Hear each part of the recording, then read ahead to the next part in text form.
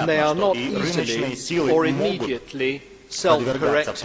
И рыночные be силы не careful, in всегда my могут view, саморегулировать leap себя, не from всегда specific успешно. criticism Но нужно быть of очень здесь financial, осторожным. markets, Конечно же, мы можем критиковать, or any обоснованно markets for that финансовые matter, рынки, а to a любые другие sweeping рынки. dismissal Но не нужно of вот the эту критику Western генерализировать market-based и переносить economic на model. всю Some, западную including либеральную in экономическую China and some in модель. Russia, Некоторые в Китае и некоторые в argue that Российской somehow the Федерации banking считают, crisis что that вот we этот банковский experienced финансовый кризис, через который мы прошли, каким-то образом он поставил под сомнение вообще всю экономическую открытую модель рыночную свободу, которая характеризует экономическую модель западных стран на протяжении последних 50 лет.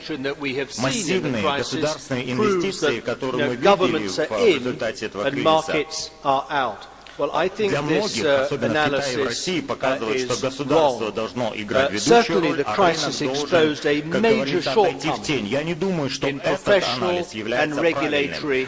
Кризис также показал и важность повышения потенциала и квалификационного потенциала в банковском и финансовом секторе. Я с этим соглашусь. Но одной из важных характеристик западной модели является ее способность адаптироваться, способность извлекать уроки из ошибок, способность United Kingdom. That's specifically what we're doing in relation to our banking system and the city of London, which remains strong, with a huge pool of capital still to draw on a par with New York as the world's leading financial center. We can come back to the issue, very important issues that Congressman Oxley raised about regulation. I would just make this point.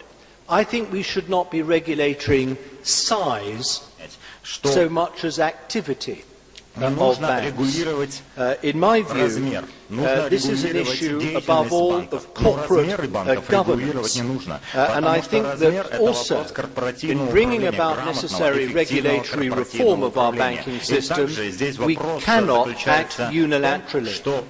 London cannot act alone, separately from New York. We need to do this in tandem, together, rather than in competition with each other as two regulatory areas. The second point about the crisis, and I want to do this, is to highlight the importance of free trade.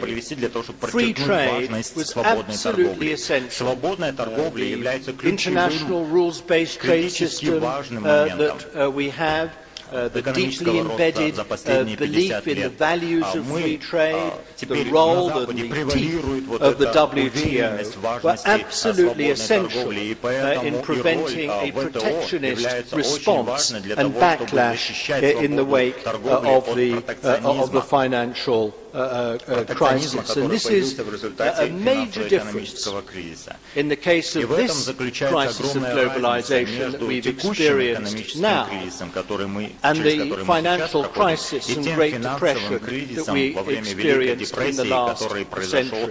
Then there were not such values and principles and habits of free trade. The response was protectionist. It turned that crisis into depression and into human catastrophe. Compare and contrast the experience of this current crisis. And that just allows me to make a point, if I may, about Kazakhstan's membership of the WTO. We need this. You need it. You were going very well, in my opinion, and indeed I think I played a greater part than any other single European in progressing the negotiations for Kazakhstan's entry to the WTO. And then Kazakhstan decided to go on a different track speed when it decided to tailor its entry to the WTO in relation to its membership of the customs union with Russia. Now, I make no comment about the desirability or indeed the viability of that customs union. It's not my business to do so. All I would say about Kazakhstan is that it is perhaps not best to give Russia a veto over the terms on which and the speed at which you enter the WTO, not least because Russia's previously slow and rather difficult to manage, if I can say this in the presence of my friend German Gref, seems to have turned a corner.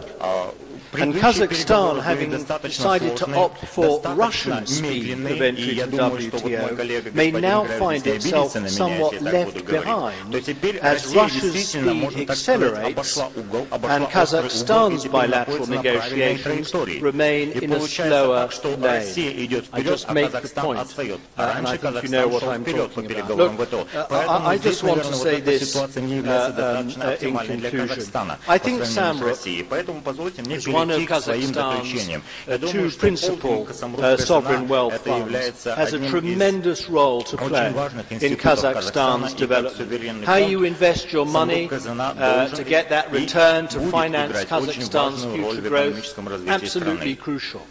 But also how SAMRUK chooses to bring about reform and change in those national companies in Kazakhstan in which SAMRUK exercises a controlling role. It's very much in your hands to pioneer that reform, that change, those adjustments within the national companies, the productivity levels that you need, the stimulus to innovation, the competitiveness you need to generate right across Kazakhstan's economy can be propelled at a greater or lesser speed and effectiveness by SAMRUK itself. That's why I say congratulations to you for the role that you have played in SAMRUK, but also to say the future of Kazakhstan's growth and competitiveness remains very much, not entirely, but significantly in SAMRUK's hands. Good luck, because we need you to grow into and within the international economy, just as your people need it yourselves. Thank you very much. И в этом также заключается и актуальная и злободневная необходимость для населения Казахстана. Спасибо большое господину Малыцину. Я думаю, очень интересно было послушать аспекты экономической модели развития Казахстана. И вице-премьер Асет Исекешев тоже этот вопрос очень подробно осветил. Но я думаю, именно вопросы реализации той модели экономической, которая была выбрана президентом еще 13 лет назад, как видоизменяются подходы управления тем нефтяным богатством, которое имеет Казахстан. Это очень важные вопросы, мы сегодня продолжим их обсуждение. Я следующее слово хотел предоставить господину Валиту Мансинху, известная, легендарная личность в дипломатических мировых кругах, долгое время был министром иностранных дел Индии. Я думаю, у нас сегодня здесь присутствует дипломатический корпус и наши национальные компании. Мы хотели бы обсудить вопрос с вовлечением, наверное, Казахстана во взаимодействие с одной из ведущих мировых экономик. Мы все знаем о концепции БРИК, и мы очень тесно сотрудничаем с Россией и Китаем, и сейчас планируем также взаимодействовать с Индией. У нас сегодня здесь господин посол, присутствует и национальная нефтегазовая компания, национальная урановая компания. Я думаю, что они сами по себе уже тесно сотрудничают с индийскими компаниями в плане освоения природных ресурсов в Казахстане, но те возможности, которые есть по взаимодействию между Индией и Казахстаном, они огромные. Мы также хотели попросить господина посла осветить, как Индия добилась выдающихся результатов в плане экономического роста, в плане модернизации своей страны. Мы все знаем блестящий пример развития Бангалора, как IT-хаба мирового. Ну и хотели бы услышать подходы или взгляды индийских экспертов по поводу развития мировой экономики. Разрешите мне предоставить слово господину послу Лалиту Мансинху.